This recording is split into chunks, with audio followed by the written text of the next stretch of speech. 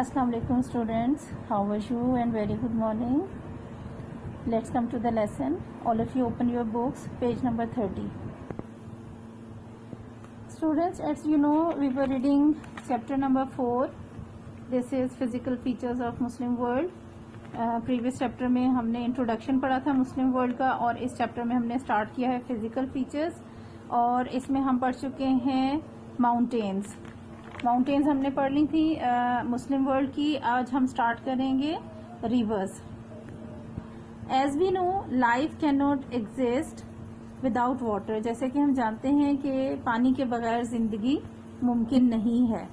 Hence rivers are very important for life as they provide water for irrigation as well as for drinking. ताहम दरिया जो हैं वो बहुत ज़्यादा अहमियत रखते हैं किसी भी इलाके में, किसी भी मुल्क में, किसी भी रीजन में. किस लिए? क्योंकि एक तो ये इनसे हमें पानी हासिल होता है इरिगेशन के लिए, यानी फसलें उगाने के लिए, खेतों को सैराब करने के लिए, और इसके साथ साथ पानी जो है वो हमें पीने के लिए ज़रूरत होती है. उसके बगैर ज़िंदा रहना मुमकिन नहीं है. तो दरियाओं से पानी हासिल होता है, और ख़ास इन दो मकासद के लिए दरियाओं की बहुत ज़्यादा अहमियत है.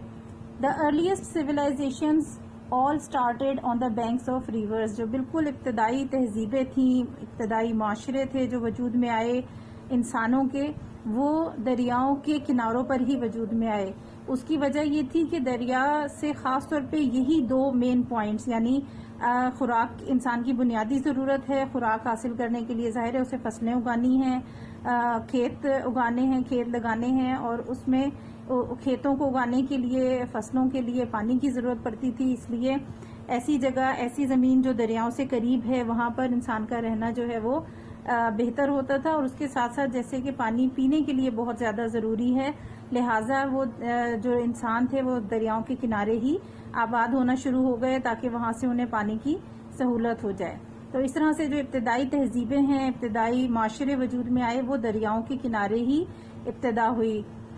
Some of the most famous rivers of the Muslim world are described below. मुस्लिम दुनिया की जो मशहूर दरिया हैं उनके बारे में तफसील यहाँ बयान की गई है नीचे. The first one is the Nile. The Nile जो है दरियाए नील जिसे हम कहते हैं. The Nile is the longest river in the world. ये जो दरिया है नाइल, ये दुनिया का सबसे बड़ा, सबसे लंबा जो है वो दरिया है. It flows from the south towards the north. ये बहता है जनूब से शुमाल की तरफ. Starting from lake Victoria in the heart of Africa. ये इब्तदा इसकी होती है, शुरू होता है अफ्रीका, कॉन्टिनेंट अफ्रीका के बिल्कुल मिड से, जहां लेक विक्टोरिया है, वहां से ये दरिया बहना शुरू होता है. And travelling 6671 kilometre. और ये बहता है, जो रास्ता है इसका जहां से शुरू होकर आगे तक पहुंचता है, ये तकरीबन 6671 किलोमीटर तक चलता है. थ्रू मैनी कंट्रीज, बहुत सारे ममालिक में से गुजरता हुआ, including Uganda, Sudan and Egypt. इन ममालिक में शामिल हैं युगांडा, सूडान और इजिप्ट. यानी अफ्रीका से लेक विक्टोरिया से शुरू होता है बहना, और ये गुजरता है, गुजरते गुजरते ये युगांडा से गुजरता है, सूडान से, और फिर इजिप्ट से गुजरता हुआ आगे ये अपने इख्तिताम को पहुंचता है. It falls in the Mediterranean C in the north of Egypt. और जाकर ये इजिप्ट से गुजरते हुए इजिप्ट के शुमाल में जो बहिरा रूम है, बहिरा रूम का हिस्सा है, उस समंदर में, उस बहिरे में जाकर ये शामिल हो जाता है. The land on the banks of the Nile is famous for its fertile soil. जो दरियाए नील के किनारों की साइड की जगह है इर्द गिर्द की, वो अपनी जरखेजी की वजह से बहुत मशहूर है. And one of the oldest civilisation in history started hair. और एक जो सबसे पुरानी तहजीब है, सबसे पुराना महाशरा वजूद में आया था, वो इसी नाइल के किनारों से, इसी दरिया के किनारे से तहजीब शुरू हुई थी. द आसवान हाई डैम, ये कौन सी थी तारीख की हिस्ट्री तहजीब जो सबसे पहले थी? ये इजिप्शियन सिविलाइजेशन थी, मिस्री तहजीब थी जो यहाँ से स्टार्ट हुई थी. The आसवान high dam, one of the largest in the world, was inaugurated on the river in Egypt in 1971. आसवान high dam जो कि one of the largest in the world, दुनिया का जो बड़े, सबसे बड़े डैम है उनमें से एक है, اور اس کا افتتاح ہوا تھا اسی دریا پر 1971 میں مصر میں، after a construction process of 11 years. اس کا جو تعمیر کا عرصہ تھا تقریباً 11 سال تھا، یعنی 11 سال میں اس ڈیم کی تعمیر ہوئی تھی، اور 11 سال میں مکمل ہونے کے بعد ایجپٹ میں 1971 میں اس ڈیم کا افتتاح کیا گیا، آسوان ہائی ڈیم کا. A smaller river called the Blue Nile، ایک اور چھوٹا دریا ہے جس کو بلو نائل کہتے ہیں. starts in Ethiopia، یہ ایتھوپیا سے، جس کو حبشہ بھی کہا جاتا ہے، ایتھوپیا سے شروع ہوتا ہے. And joins the main Nile river, اور وہاں سے شروع ہو کر جو مین نائل ریور ہے جو ہم نے ابھی یہاں پڑھا اس میں شامل ہو جاتا ہے مین نائل ریور اور دا وائٹ نائل. کیونکہ اس جو چھوٹے دریا اس کو بلو نائل کہتے ہیں، تو بیسک جو دریا ہے اس کو وائٹ نائل کہتے ہیں. تو یہ جو چھوٹا دریا ہے جو ایتھوپیا سے شروع ہوتا ہے، یہ بھی آگے جا کر اس مین دریا میں، مین نائل میں شامل ہو جاتا ہے. کس جگہ پر؟ At Khartoum in Sudan, Sudan کے شہر خرطوم میں پہنچ کر یہ دریا جو ہے وہ وائٹ نائل میں شامل ہو جاتا ہے. The next one is the Tigris and Euphrates. اس کو ہم ٹیگرس اور یوفریٹس، یہ ٹیگرس جو ہے عربی زبان میں دجلہ، اور یوفریٹس جو ہے عربی زبان میں فرات، دریائے فرات کہتے ہیں. These are often called the twin rivers, اکثر ان دریاؤں کو جڑواں دریا بھی، دو دریا بھی کہتے ہیں، جڑواں جو ہوتے ہیں. The oldest civilisation in history started in Mesopotamia, meaning the land between two rivers, which is the name given to the fertile region between these twins. یہاں پر بھی ایک قدیم ترین تہذیب جو ہے وہ شروع ہوئی میسوپوٹامیا. میسوپوٹامیا بیسیکلی عراق کا پرانا نام ہے. یہ تہذیب، عراقی تہذیب شروع ہوئی تھی ان دو کے، ٹیگرس اور یوفریٹس کے بیچ میں جو ایک زمین تھی، دونوں دریاؤں کی وجہ سے بہت زرخیز تھی. یہاں پر یہ تہذیب شروع ہوئی، اور اس کا نام جو ہے the land between the two rivers, یہ نام اس کا میسوپوٹامیا کا جو ہے، اس کا مطلب یہی ہے کہ دو دریاؤں کے بیچ کی زمین.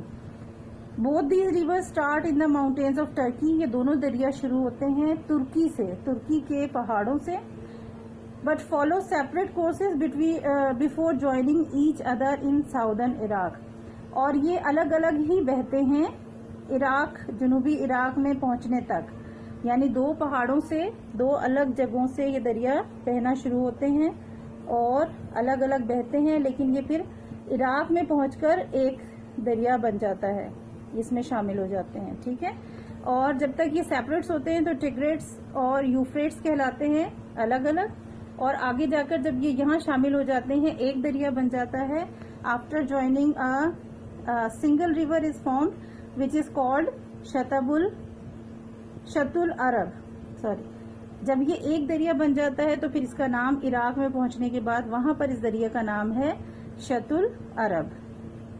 ٹھیک ہے، the Shatt al Arab runs a small distance before emptying into the Persian Gulf, اور پھر یہ جو دریا ہے یہ تھوڑا سا فاصلہ آگے چلتا ہے اور اس کے بعد یہ پرشین گلف میں شامل ہو جاتا ہے. پرشین گلف میں نے پریویس چیپٹر میں آپ کو بتایا تھا کہ یہ ایک میڈیٹرین سی جو ہے، بحیرہ روم ہے، اس کا ایک حصہ ہے. اور وہ حصہ کہاں ہے کہ دو جو ایریاز ہیں، دو ممالک ہیں، عربین پیننسولا اور ایران، ان دونوں کے بیچ میں جو یہ بحیرہ روم کا ایک پارٹ ہے، اس طرح سے دیکھ لیں، یہ ایران کی سائڈ پہ اور ادھر سے عربین پیننسولا، یہ ایریا ہے دو الگ، اور یہ یہاں سے آ کر جو ہے وہ دریا اس کے اندر شامل ہو جاتا ہے. اور یہ بیسیکلی جو میڈیٹرین سی کا ایک پارٹ ہے، اس لیے اس کو پرشین گلف بولتے ہیں. پرشین گلف، پرشین جو ہے وہ ایران سے اس لیے ہے کہ ایران کا پرانا نام پرشیا تھا، اور ان دونوں کے بیچ میں جو تھوڑا سا حصہ ہے میڈیٹرین سی کا، اس لیے اس کو پرشین گلف، خلیج فارس کہتے ہیں. اور وہاں سے یہ آتا ہوا شط العرب جو ہے وہ اس پرشین گلف میں گر جاتا ہے. ٹھیک ہے جی. The Tigris and Euphrates have remained prominent in history. یہ دونوں دریا جو ہیں ٹیگرس اور یوفریٹس، یہ دونوں ہسٹری کے لحاظ سے بہت زیادہ اہم ہے. تاریخ میں ان کا بہت اہمیت ہے، تاریخ میں ان کا نام جو ہے وہ ٹھہر گیا ہے. کس طرح سے؟ The famous incident of Karbala took place on the banks of the Euphrates. جو ایک مشہور واقعہ ہے، واقعہ کربلا، آپ کو معلوم ہوگا اسلامک ہسٹری سے ریلیٹڈ واقعہ کربلا جو ہے وہ اسی دریا کے کنارے، یوفریٹس کے کنارے، جس کو عربی زبان میں نے آپ کو بتایا تھا دریائے فرات کہتے ہیں، اس کے کنارے پہ جو وادی تھی وہاں پر یہ کربلا کا واقعہ پیش آیا تھا. اس وجہ سے ہسٹری میں اس کی امپورٹنس بھی بہت زیادہ ہے اور ہسٹری میں اس کا نام بھی بہت مطلب فیمس ہے اس کی وجہ سے. While the historic city of Baghdad once the capital of Muslim world, جو کہ ایک تاریخی شہر تھا بغداد، جو کبھی مسلمانوں کا، مسلم دنیا کا کیپٹل تھا، دارالحکومت تھا، جسے ہم سی چیپٹر 7، اس کی ہسٹری ہم چیپٹر 7 میں پڑھیں گے ڈیٹیل کے ساتھ.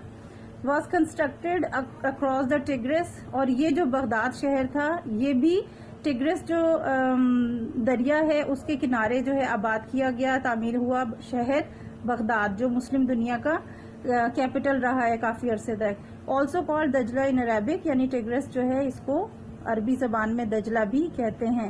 اور یہ جو آپ کبھی ہسٹری پڑھیں گے مسلمانوں کی تو وہاں پر آپ یہ نام آئے گا دجلہ اور فرات کی وادی، دجلہ اور فرات کی وادی. یہ جہاں واقعہ کربلا پیش آیا تھا وہ فرات کی وادی میں آیا تھا. دریائے دجلہ اور فرات کی وادی، یہ دو دریا جیسے میں نے آپ کو بتایا کہ ترکی کے دو الگ پہاڑوں سے نکل کر آ رہے ہیں، آگے جا کر یہ ایک جگہ ملتے ہیں عراق کے مقام پر، اور وہاں پہ اس کا نام ہے شط العرب، اور کچھ فاصلے پر جا کر یہ پرشین گلف میں گر جاتے ہیں. ٹھیک ہے جی. Next one is the Amu Darya. This is a famous river in Central Asia. یہ سینٹرل ایشیا کا مشہور دریا ہے. سینٹرل ایشیا میں نے آپ کو پچھلے چیپٹر میں پڑھایا تھا، پہلے بھی بتا چکی ہوں. سینٹرل ایشیا نام ہے ان 5 ریاستوں کا جو کبھی سوویت یونین کا حصہ تھیں اور پھر آزاد ہو کر مسلمان ریاستیں بن گئیں، جس میں Turkmenistan, Tajikistan, Azerbaijan, Kazakhstan, Kyrgyzstan وغیرہ، یہ 5 ریاستیں ہیں. ٹھیک ہے. اور سینٹرل ایشیا کا جو مشہور دریا ہے وہ یہ ہے امو دریا. It starts in the Hindu Kush range in Tajikistan. یہ شروع ہوتا ہے تاجکستان میں، جو ہندوکش پہاڑی علاقہ ہے، پہاڑی سلسلے ہیں، وہاں سے شروع ہوتا ہے.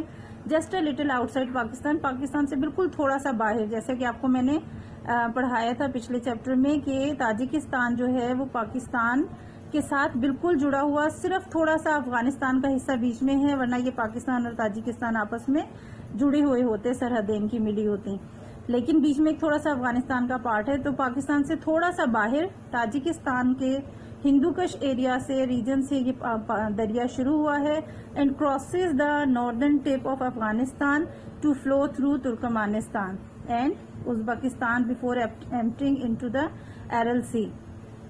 پاکستان سے تھوڑا سا باہر تاجکستان سے یہ شروع ہوتا ہے، وہاں سے کراس کرتا ہوا گزرتا ہے، یہ افغانستان کے کنارے سے گزرتا ہوا یہ ترکمانستان اور ازبکستان میں سے گزرتا ہے، اور وہاں سے بہتا ہوا یہ جا کر ایرل سی میں گر جاتا ہے. ایرل سی کون سا ہے؟ سالٹ واٹر لیک ان سینٹرل ایشیا. اسی سینٹرل ایشیا میں ایک یہ نمکین پانی کی جھیل ہے ایرل سی، اور اس کے اندر یہ دریا جا کر گر جاتا ہے.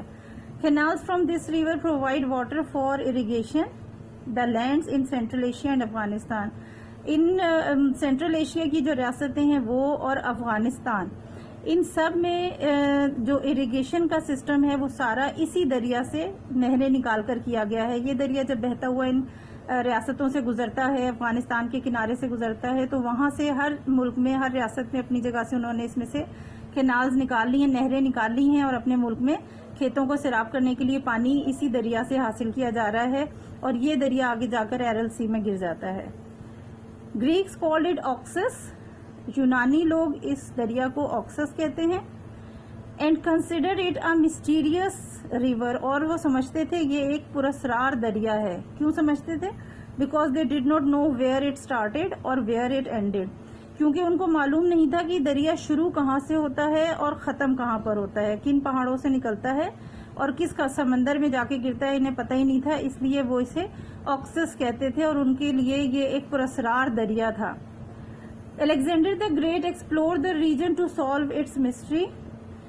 سکندر اعظم نے اس علاقے کو دریافت کیا اور اس مسٹری کو، اس جو پراسراریت کو سالو کرنے کے لیے، but could not reach any conclusion, لیکن کسی ایک نتیجے پر وہ نہیں پہنچ سکے. بہرحال انہوں نے اس ریجن کو، اس علاقے کو دریافت کر لیا تھا جہاں سے یہ دریا چلتے ہیں.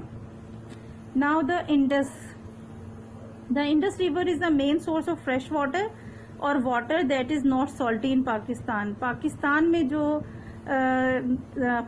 فریش واٹر کا ذریعہ ہے، ایسا پانی جو نمکین نہ ہو، وہ انڈس ریور ہے، دریائے سندھ جسے ہم کہتے ہیں.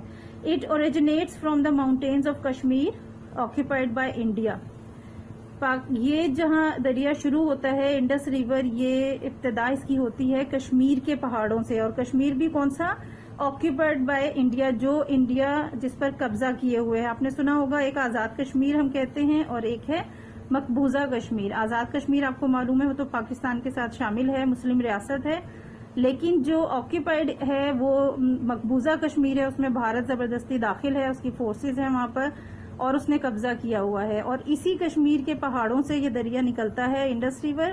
But Pakistan is entitled to control it according to the Indus basin treaty sign between India and Pakistan in 1960. لیکن پاکستان کو یہ حق حاصل ہے کہ وہ اس دریا کے پانی کو، اس دریا کو کنٹرول کرے، اور یہ معاہدہ پاکستان میں کا اور انڈیا کے درمیان 1960 میں ہوا تھا. It irrigates parts of Khyber Pakhtunkhwa, Punjab and Sindh. اس دریا کے پانی سے سیراب کیا جاتا ہے خیبر پختونخوا میں، پنجاب میں اور سندھ میں جو کھیت ہیں فصلوں کو سیراب کرنے کے لیے اسی دریا سے نہریں نکالی گئی ہیں بیفور ایمپٹنگ انٹو دا عربین سی، اور پھر بالآخر جا کر یہ عربین سی میں گرتا ہے بحیرہ عرب میں. یہ کون سا حصہ ہے؟ جو کراچی پہ جو ہمارا ساحل ہے سمندر، یہ عربین سی کا حصہ ہے، ہمارے جو کراچی کے ساتھ لگتا ہے عربین سی.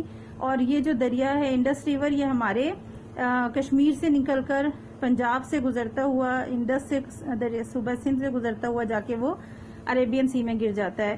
پنجاب میں جب یہ گزرتا ہے تو ہمارے ان دریاؤں کے نام آپ کو معلوم ہے، پنج آب، پنجاب کا نام اسی رکھا گیا، 5 دریاؤں کی سرزمین جس میں وہ راوی، ستلج، بیاس، جہلم وغیرہ. ٹھیک ہے، یہ جب یہاں سے گزرتے ہیں، یہاں سے گزرتے گزرتے آگے سندھ میں شامل ہو جاتے ہیں، سندھ سے آگے چلتے ہوئے یہ عربین سی میں گر جاتے ہیں. اور اس طریقے سے یہ دریا جب پورے ایریا سے گزر رہے ہیں تو یہیں سے ہر ایک نے نہریں نکال کر جو اریگیشن سسٹم ہے وہ پاکستان میں وہ کمپلیٹ کیا جاتا ہے. اس کے بعد ہے جی the Ganges. The Hindus consider the Ganges as a sacred river. یہ بھارت میں ہے دریائے گنگا، اور ہندوؤں کے لحاظ سے یہ ایک مقدس دریا ہے. It irrigates the Ganges plain in India before crossing into Bangladesh. دریائے گنگا بہتا ہوا بنگلہ دیش میں جاتا ہے، لیکن اس سے پہلے جب یہ بھارت میں گزرتا ہے تو وہاں پہ اریگیشن کے لیے یہ دریا، اسی دریا سے نہریں نکال کر اریگیشن کا کام کیا جاتا ہے. It is joined by the Brahma پترا. جب یہ بنگلہ دیش میں گزرتا ہے تو یہ برہما پترا، یعنی بنگلہ دیش میں جو دریا برہما پترا گزر رہا ہے اسی میں یہ شامل ہو جاتا ہے بیفور فالنگ انٹو بے آف بنگال، اور یہ خلیج بنگال میں گرنے سے پہلے. ٹھیک ہے جی، یہ ریورز ہمارے کمپلیٹ ہو گئے ہیں مسلم ورلڈ کے important. The Nile, the Tigris and Euphrates, the Amu Darya, the Indus and the Ganges. Important points آپ نے یہ سارے ٹاپک کی ریڈنگ کرنی ہے. اس میں سارے امپورٹنٹ پوائنٹس، کون سا دریا کس ملک میں کن جگہوں سے شروع ہوتا ہے اور کہاں جا کے اینڈ ہوتا ہے، اور ہسٹوریکل جو اس کی ریزن ہے اور جو اس کی جس وجہ سے فیمس ہے یا کوئی اس کی ہسٹری ایسی ہے جس کی وجہ سے اس کی امپورٹنس زیادہ ہوگی، ان سب کو ہائی لائٹ کر کے آپ نے یاد کرنا ہے. ٹھیک ہے، نیکسٹ ٹاپک انشاءاللہ اگلے لیسن میں کریں گے. اللہ حافظ.